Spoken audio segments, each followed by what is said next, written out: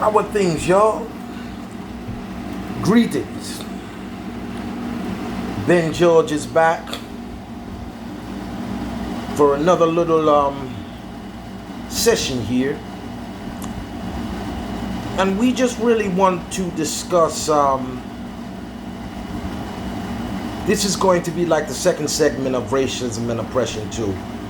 This in the wake of a lot of deaths that have been taking place around the nation due to police brutality. Now, a lot of people say that the guys who went out, protested, rioted, they did us a favor, they stood the front lines. They did what they were supposed to do to prove that they were really, that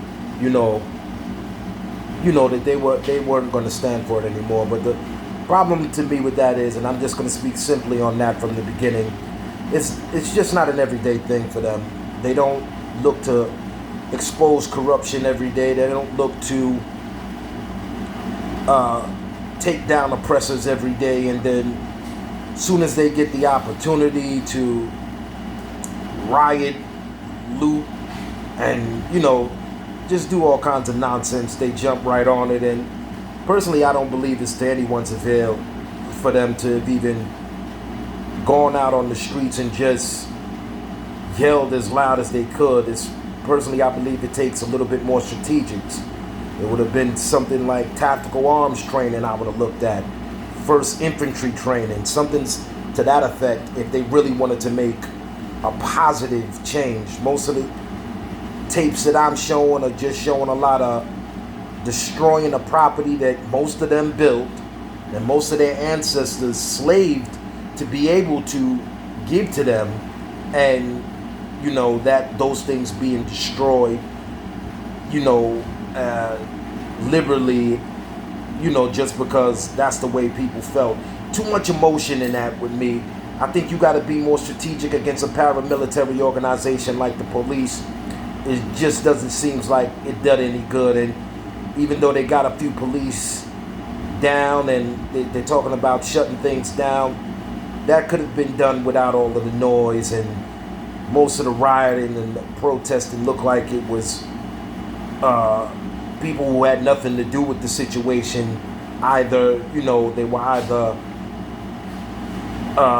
never been in a situation with when they were harassed by law enforcement, or they have they just probably were not even black at all. So to me it just seems like it was a waste of time because it wasn't strategic enough. All I hope is that some good comes out of anything that everybody did, and I don't think much good can come out of what the police did. But at the same time, at least maybe they exposed some of the people who were amongst their unit that could not be tolerated again. They might even extensively expose them and their families, because one thing I look at when I see the racist comments is I'm not looking at the actual person who does it, especially if it's a female.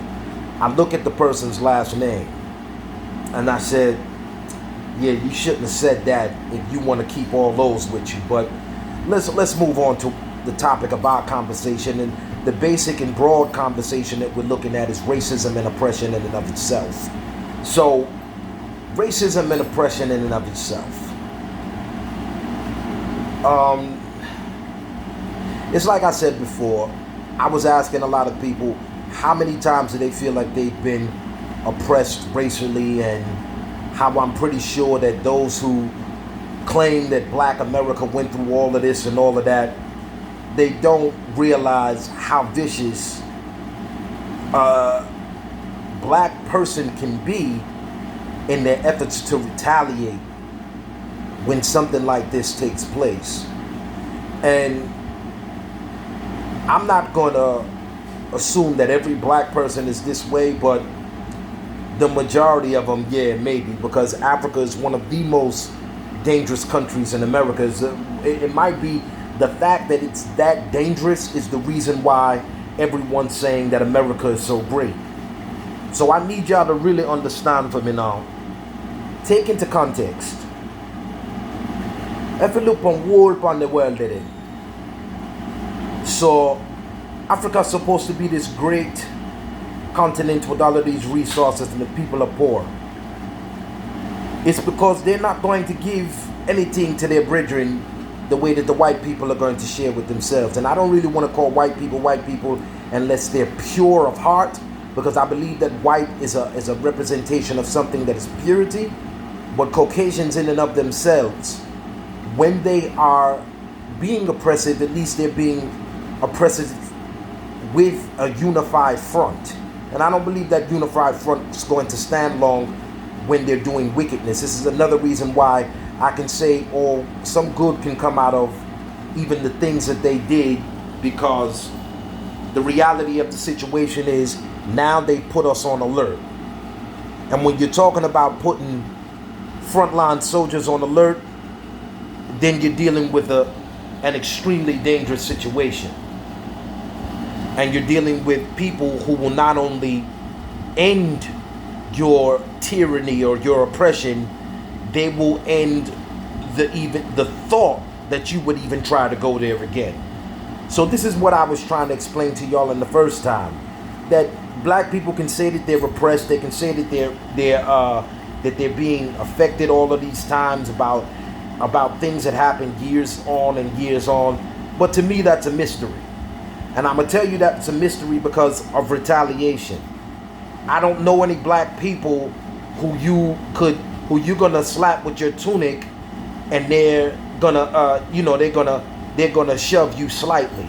You slap them with your tunic, they're gonna take your tunic, slap you, stomp on your head, and possibly put a few shots in you if a weapon is near.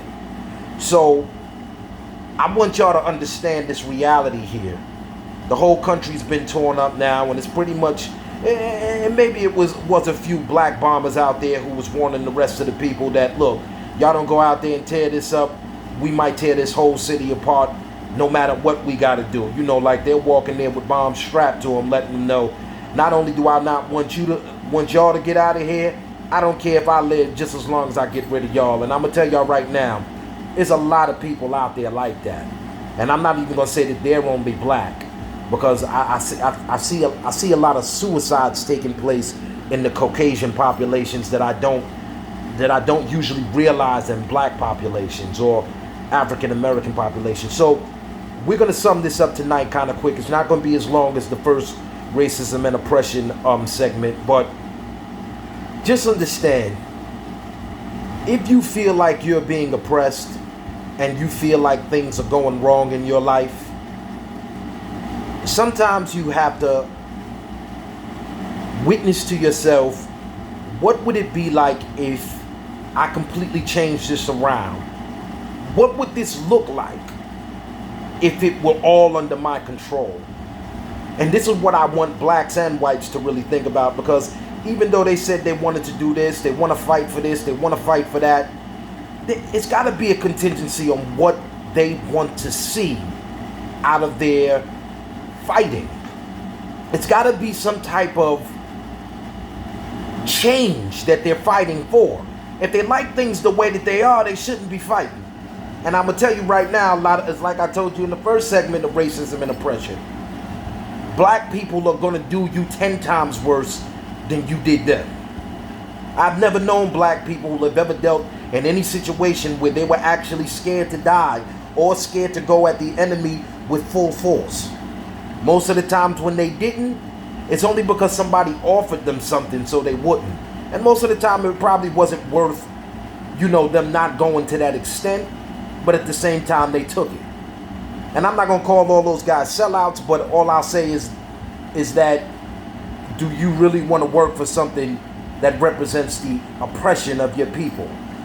And it's like I said, don't let me flip over my words with even that oppression of your people part, because you still have yet to convince me that all this oppression took place.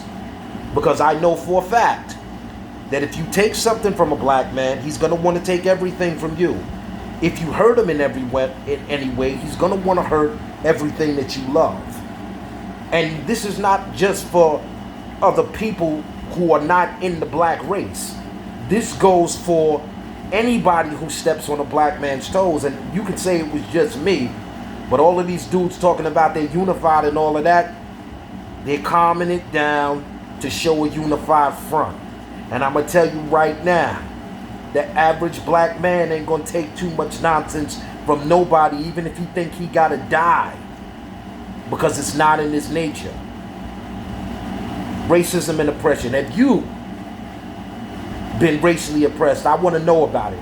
Comment on who racially oppressed you, and I want to know why, in your own words, why this individual racially oppressed you. And I don't want you to just tell me that it was because of your color. I need you to be I need you to elaborate more, because you were a Dominican or a black man or a Puerto Rican in a certain neighborhood at a certain time. You were wearing something. You gave a guy a look, something like that. I don't want you to just say it's because you was something other than Caucasian or something, or for the Caucasians who are watching, I don't want you to say it was something about your skin color predominantly. I want you to say something like, well, they knew what they did to the guy on 25th Street, so by the time I got down to 34th Street and I was in their neighborhood, yeah, they got at me. Because I want you to understand what some of these guys are thinking when they come after you, so that you don't feel like you have to retaliate. And I mean, sometimes it's in your heart, but I don't want you to feel like that's the purpose of me doing this segment. I don't want you to feel like it's a necessity to lose your life over one bad situation, or to take another's life over a bad situation. But the fact of the matter is, I just don't believe all the hoopla about black supremacy being the weakest continent and we being so poor. We have everything that this world has ever offered since the beginning of time. And I'm just not buying it, bro. And I ain't gonna lie to you, some of it comes from what's within me, but a lot of it comes from what I see black people do to themselves if they think they've been wronged. So we'll just go there and get back to me on that. This is Ben George asking about racism and oppression. Get at me.